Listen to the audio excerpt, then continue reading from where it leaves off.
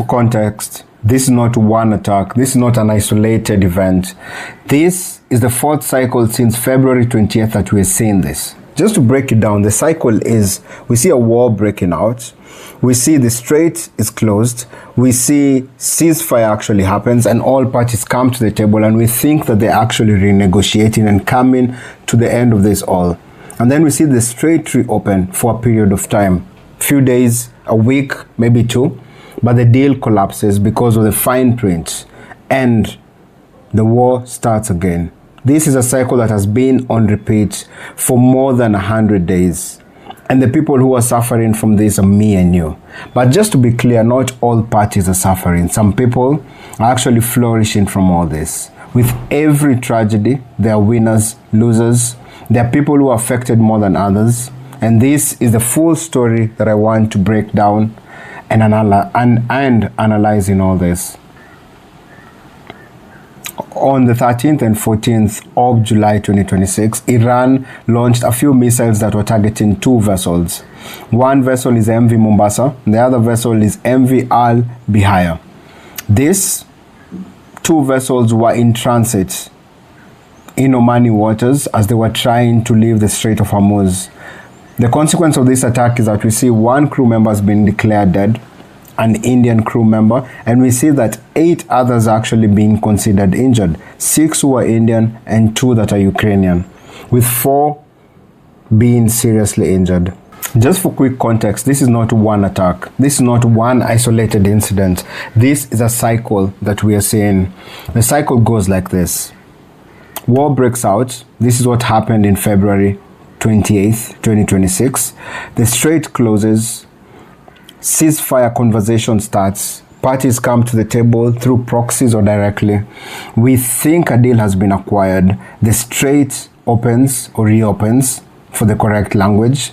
And this lasts for about a week, a few days, a few hours. And then the deal collapses because of fine print and because of nitty-gritties, and war starts again. This is a cycle that we are experiencing for the 4th time since February 28th, 2026. And yesterday on the 13th of July and today morning on 14th of July, Iran has claimed responsibility for firing a few missiles that were targeting 2 vessels. One of the vessels is MV Mombasa and the other vessel is MV Al Bihaya. One Indian crew member has died, unfortunately, due to these attacks, and we have 8 that were injured, with 4 being seriously injured. The 8 that were injured were of Indian descent and 2 were from Ukraine.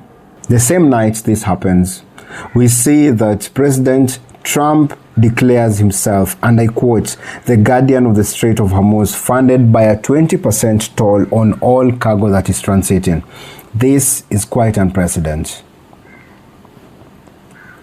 I scored this using a few domains that I have on my EMK, I like to call it EMK analysis score chart, right? And 3 domains actually became critical.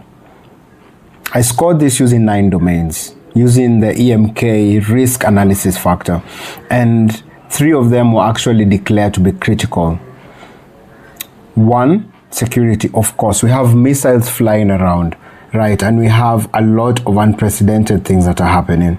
2 is political, because we see that the deal that actually occurred on June 18th, 2026, we thought this was final. We thought that actually this time we would actually see peace, and that has scrambled again. So now it raises the question, what do we actually see, or what will actually happen for us to believe that this is over? Or will the next peace deal just be a temporary band-aid on an even bigger problem, and we don't know when it will actually, if it will actually hold, and for how long it will hold? And 3rd is supply chain.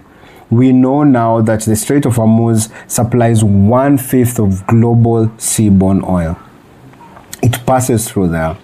So the reason why your oil prices are high and my oil prices are high, depending on where you are in this world, is because of everything that is happening here.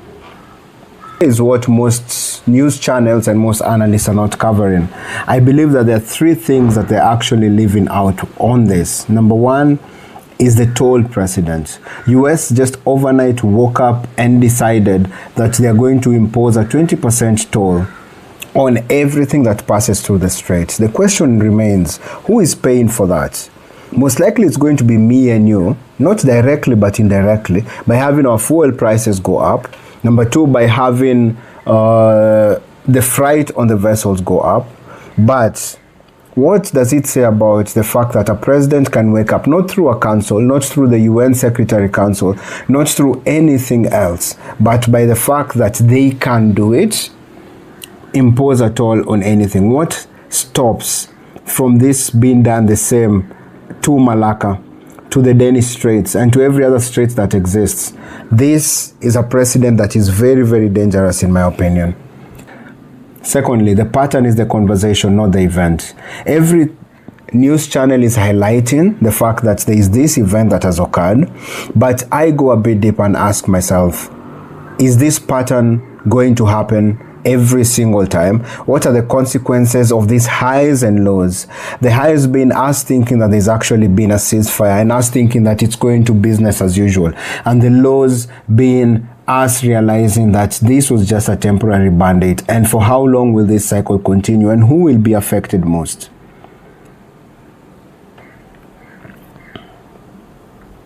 Thirdly, I feel like everyone is treating Africa as a footnote in this conversation. The only thing that the only place where Africa is coming into conversation is on the fact that maybe there will be fuel hikes in Africa, in African countries. But as you will see shortly, Africa is part of a bigger conversation which has a lot of positives but also a lot of possible negatives, and that needs to be part of the conversation as well.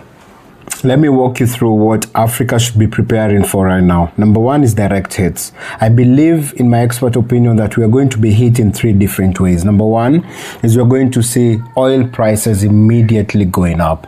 This is going to be not unprecedented, but people are already really choked by the prices that we're seeing every time we go to a fueling station. It will not help the situation of the economy with the prices going up, but this is what I predict is going to happen.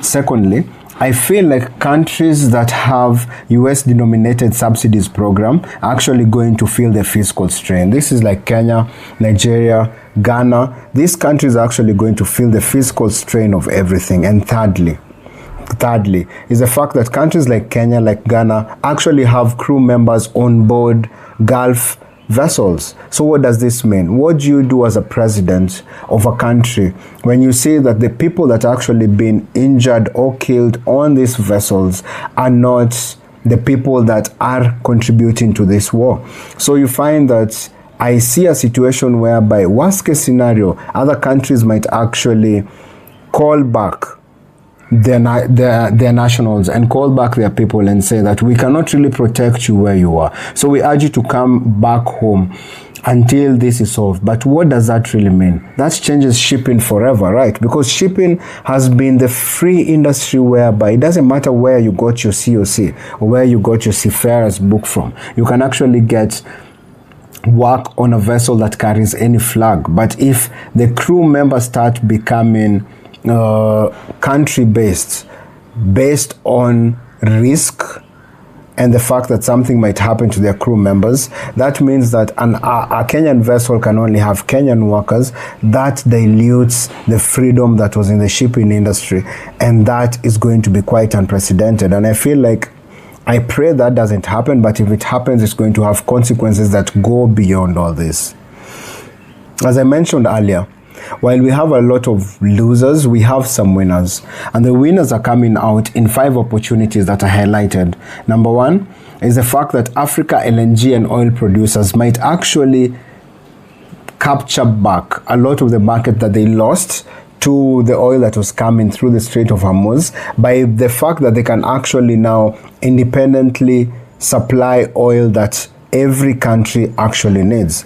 But the question still remains, do African countries have the capacity to supply global, not capacity in terms of the oil that we produce, which is also something that can be called into question, but capacity in terms of systems that allow us to directly influence the oil market? Because countries like Nigeria, Algeria, Mozambique, Angola, which are oil producing countries, might actually benefit from this and supply the Asian and European demand of the oil that is actually missing. Secondly, the Cape of Good Hope rerouting has been spectacular. We have South African bunkering making record money from all this. We have South Africa ports declaring all-time highs, and this is actually very beneficial to them. And we have also transshipment ports like Lamu, which have benefited a lot from this. But how can African states ensure that this becomes a permanent conversation? Because right now they're just seen as a substitute because of everything that is happening, because of the rerouting through the Cape of Good Hope. But if I was seated in a board, if I was seated with an African head of state, an African head of shipping, I would ask myself, or I would want to bring up the conversation of how can we ensure. I also believe that insurance is going to change forever.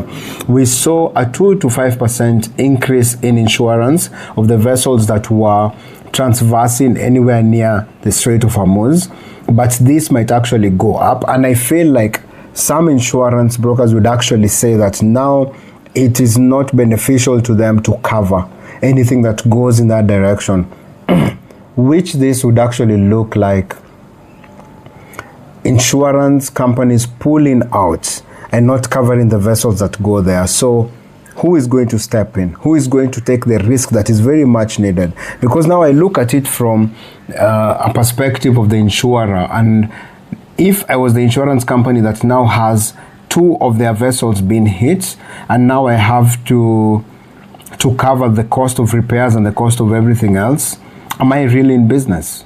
Yes, you can argue out that I have been collecting insurance for so many years, but it is my right to call off insurance if it becomes too risky. So that is also an angle that I feel like the mainstream media is not really covering. So what do I believe is going to happen in the next 30 to 60 days?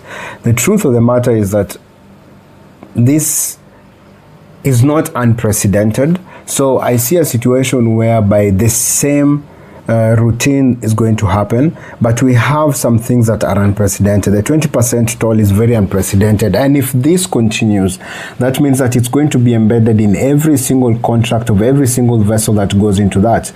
And if this continues for 30 or 60 days, that means that that will become now a permanent thing. So it means that the cost of transport will go high. It means that the frequency of vessels will go high. It means that the number of containers that are in circulation might actually reduce. It means that the insurance companies will have a very different perspective moving forward, and we might see a hike that we might not be able to recover from. Now to me and you, who are inland, who are seated somewhere wondering how all this affects me. Your fuel will go up. Your food consequently will go up. The cost of transport will go up. That neighbor that you have that has always been a seafarer might be called back home. All this because of decisions that you are not involved in. But I believe we need a re-education in the fact, I believe that we need a re-education in how global politics affects day-to-day lives. And I'm not saying that me and you require to be on the table, but we need to have represented voice as African states when some of these decisions are being made, because they affect us more than we actually know. Here's my closing insight, and I will read it just as I wrote it. Most boards and supply chain directors are asking, is our insurance valid if Iran attacks? To me, and my opinion, that's the wrong question. The right question is our insurance valid if US is the disruptive actor? Because the toll changes the risk vector completely. It is no longer just physical security. It is policy-driven costs and compliance exposure from the very power that is supposed to be protecting the lane. That's the intelligence. There is analysis that you're not getting from mainstream media. If this added value, kindly subscribe. This is the first episode, so I hope it brought you a lot of value. And if you have any question, just leave them down in the comments. This is Question and Analysis by Engineer Mithamo. Global questions, African impact, my insights. Catch you on the next one.